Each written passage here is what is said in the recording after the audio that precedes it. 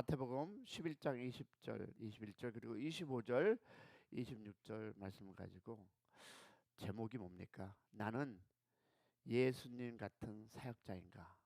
라는 제목으로 나눌 텐데요. 저는 나름대로 예수님 같은 사역자라고 생각하면서 여태까지 지나왔는데 이 작은 교회에서 못하는 것이 하나 있습니다. 누구에게? 정죄, 다시 말해서 왜 회개 안 하십니까? 라는 얘기를 못합니다. 큰 교회는 합니다. 보편적으로 왜? 한두 사람이 간다 할지라도 문제가 있다 없다 없는데 이 작은 교회에서 그런 얘기를 하면 떠나는 분들이 거의 많습니다. 그래서 여러분에게 담대하게 선포합니다. 그리고 이 말씀대로 저는 다시 한번 굳건히 이 교회를 이끌어 갈 것입니다. 자, 나는 예수님과 같은 사역자인가? 여기 있는 모든 분들에게 아마 적용되는 이야기일 것입니다. 자, 보겠습니다. 마태복음 11장 20절 21 그리고 25, 26 시작. 예수께서 권능을 가장 많이 행하신 고을들이 회개하지 아니하므로 그때 책망하시되 화 있을진저 고레신과 화 있을진저 벳세대야 너에게 행한 모든 권능을 두루로 시돈에게 행하였더라. 그들이 벌써 벳옷을 입고 제에 앉아 회개하였습니다. 25절 그때 예수께서 대답하여 이르시되 천지의 주제이신 아버지여 이것을 지혜롭게 슬기 있는 자들에게 숨기시고 어린아이들에게는 나타나심을 감사하나이다. 옳소이다. 이렇게 된 것이 아버지의 뜻이니라. 자, 여기에서 세 가지 단어를 우리가 한번 배우겠습니다. 권능과 회개와 책망의 원리를 한번 배우겠습니다. 자, 예수님은 권능을 많이 행하신 고을들이 회개하지 않자 그들을 책망하신 것이 마태복음 11장 20절입니다. 자, 우리는 이 말씀에서 참 놀라운 교훈을 배울 수 있습니다. 그것은 권능에 대한 반응이 회개라는 것입니다. 우리는 권능에 대한 반응을 회개라고 생각하지 않습니다. 회개보다 감사라고 이야기들 합니다. 그러나 주님은 회개라고 말씀합니다. 한 마을에 두 명의 목회자가 있었습니다. 첫 목회자는 하나님의 말씀을 열심히 전했지만 사람들이 회개하지 않을 때 깊은 낙심에 빠졌습니다. 왜 이렇게 변하지 않을까? 그는 고민하며 점점 의욕을 잊어갔습니다. 아마 저와 비슷한 상태 같습니다. 결국 그는 말씀을 전하는데 어떻게 될까요? 소극적이 되었고 그들의 반응에 따라 자신의 사역을 평가하게 되었습니다.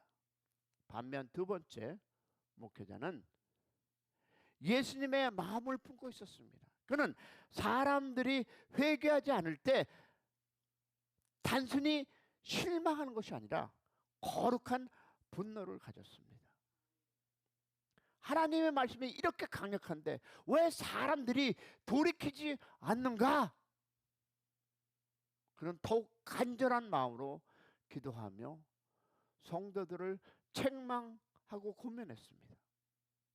마치 예수님께서 고라신과 벳세다 사람들을 향해 회개를 촉구하였던 것처럼 그는 사람의 마음으로 사랑하는 마음으로 책망하고 그들이 돌이키기를 간절히 원했습니다.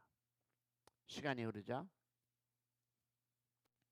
첫 번째 목회자의 교회는 점점 힘을 잃어갔고 성도들도 말씀에 대한 열정을 잃었습니다. 반면 두 번째 목회자의 교회에서는 점점 회개 운동이 일어나기 시작했습니다. 성도들의 그들의 그 책망을 통해서 하나님의 뜻을 깨닫고 죄에서 돌이키기 시작했다는 것입니다. 이처럼 말씀을 전하는 사역자는 여러분 단순히 낙심하는 것이 아니라 예수님처럼 거룩한 분노를 품고 회개를 촉구하는 자가 되어야 합니다. 할렐루야. 작기 때문에 목사님 그러면 안 되죠. 안으셔야죠. 당연히. 그러나 여러분, 우리는 책망할 수 아는 목회자가 되어야 합니다. 누구를 따라가실 겁니까? 거룩한 분노는 사랑의 다른 표현이며 영혼을 향한 깊은 책임감에서 비롯되는 것이라 믿습니다. 예수님께서 권능을 베푸시며 그 권능에 대한 반응으로 회개를 원하셨다는 것은 이 시대에 살아가는 우리 모든 사역자들이 깊게 묵상해 보아야 할 부분입니다. 여러분, 하나님 말씀에는 권능이 있습니다. 믿으십니까? 그러므로 그 말씀을 전하는 사역자라면 예수님처럼 회개를 원하며 전해야 할 것을 믿으시기를 소망합니다. 만일 말씀을 듣는 사람들이 회개하지 않으면 말씀을 전하는 사람의 마음속에 거룩한 분노가 있어야만 합니다. 왜냐하면 그 거룩한 분노가 예수님처럼 그들을 책망하게 되기 때문입니다. 문제는 여러분, 말씀을 전하는 이 사람의 마음속에 이 거룩한 분노가 없다면 그 사람은 예수를 닮은 사람이 아니라는 것을 오늘 하나님은, 주님은 우리에게 이야기해 주고 있습니다. 오늘날 저 자신을 포함해서 너무나 많은 사역자들이 말씀에 대한 반응으로 회개하지 않아도 이 거룩한 분노가 없고 오히려 낙심하고 있다는 것을 기억하시기 바랍니다. 그 중에 한 사람이 바로 나이기도 합니다. 작기 때문에 어떻든 간에, 그러나 그것이 하나님의 사역자가 아니라는 것을 깨닫게 되었습니다.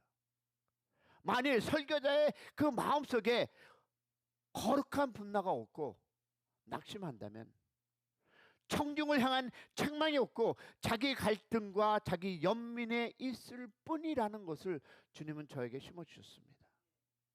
그러면 보겠습니다. 우리가 베드로를 향해서 회개를 하는 교훈을 볼 텐데요. 다 같이 마태복음 26장 75절 시작. 이에 베드로가 예수님의 말씀에 닭 울기 전에 내가 3번 나를 부인하리라 하심에 생각나서 밖에 나가서 심히 통곡하니라. 자, 우리는 베드로를 향해서 예수님을 부인하고 닭이 울을 때에 심히 통곡한 사건을 우리는 잘 알고 있습니다.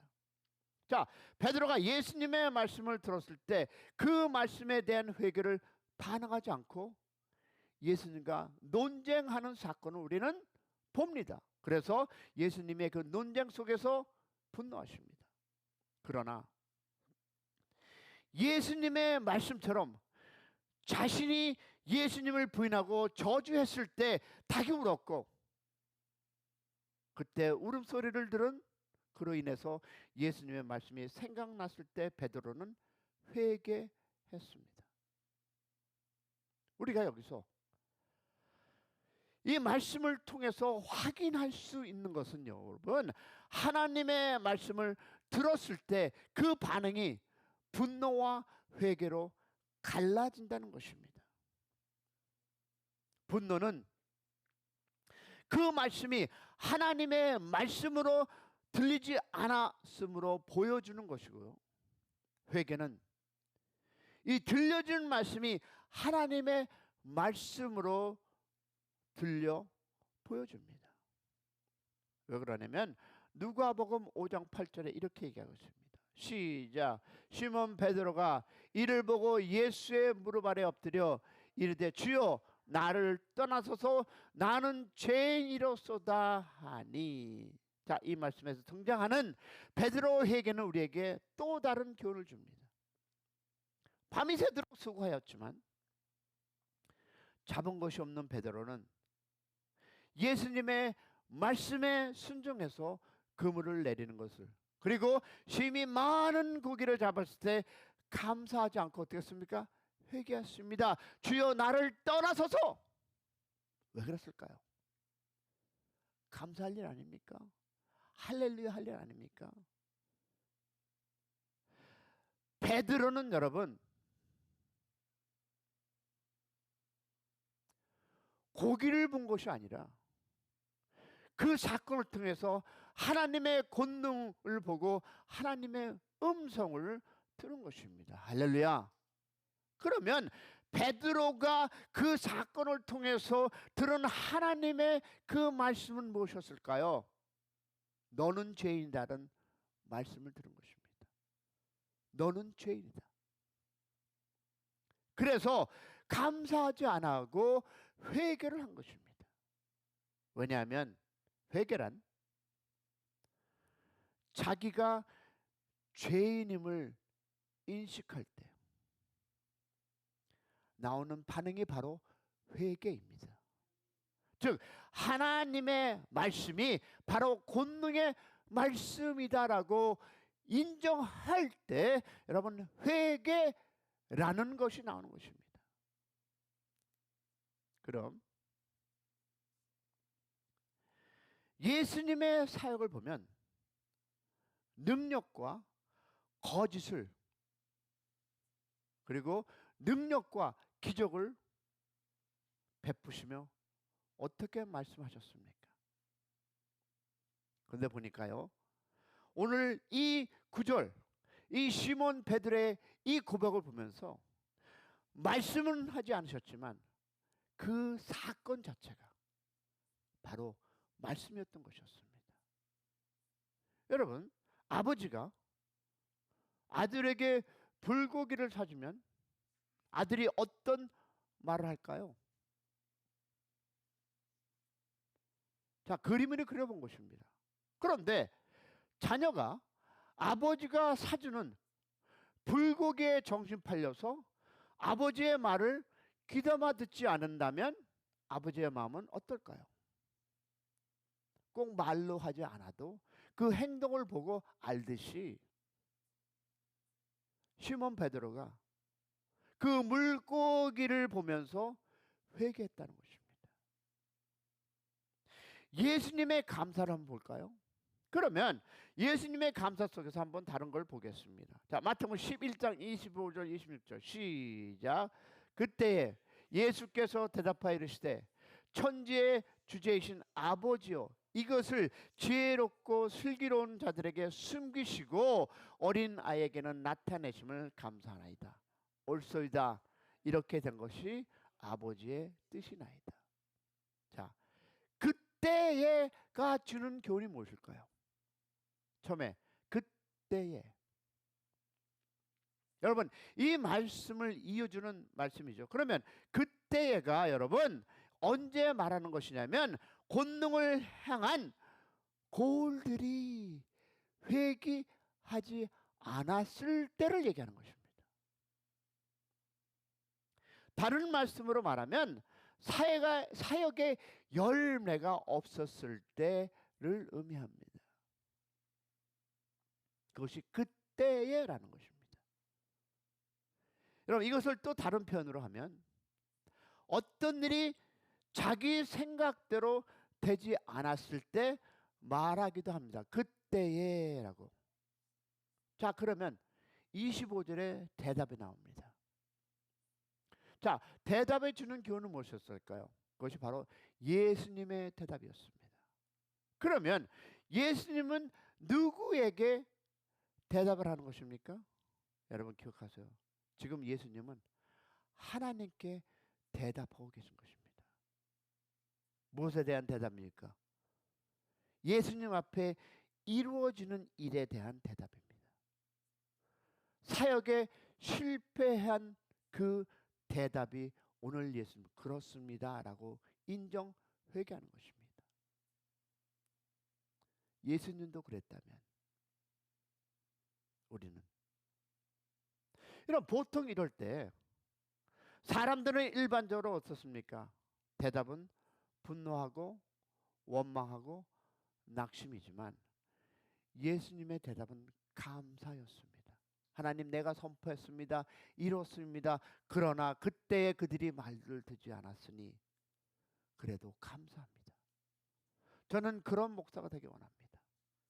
여기에 한 사람이 없다 할지라도 내가 여러분 앞에 선포하는 말에 여러분 부정적에 그것이 곤면이 잘못돼서 떠난다 할지라도 이제는 안 붙잡을 것입니다.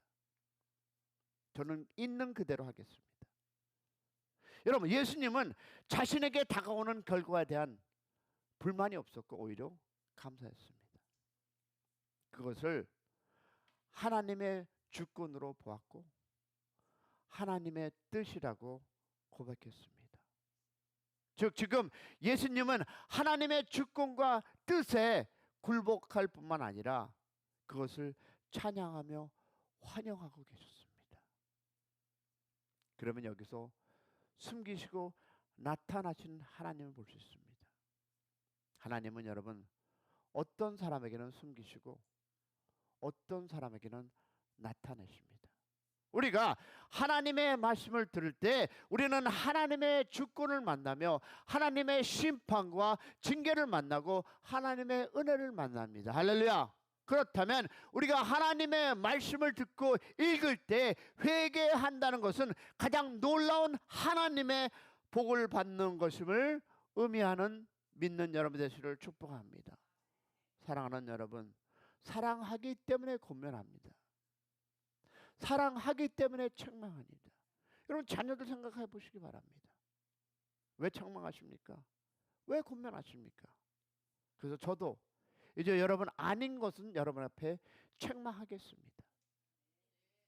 하나님의 권능 안에서 내 감정이 아니라 책망할 때 우리 회개하는 우리 모두가 되기를 저도 함께 그런 우리 하나님의 아들 딸들이 되기를 기억하시고 말씀 안에 거하기를 소망합니다. 여러분 우리가 아이들에게 주었을 때 땡큐 소리 못 들으면 어떻습니까? 마찬가지로 책망하듯이 권면하듯이 이제 하나님 안에서 우리 주님 안에서 그런 책망과 사랑의 책망임 얘기합니다. 그렇다고 야 이게 아니라 그런 여러분이 되셔서 하나님 앞에 성실한 목회자가 되기를, 그런 리더가 되기를, 그런 권사가 되기를, 그런 안수 집사가 되기를, 전도사가 되기를 주님의 이름으로 축복합니다. 우리 기도할 때 사랑으로 채워주고 은혜로 나누지만 우리가 권면할 때 사랑의 권면을 하는, 그래서 하나님 앞에 회개하는 우리 주님 그 모습을 닮아가기를 소망합니다.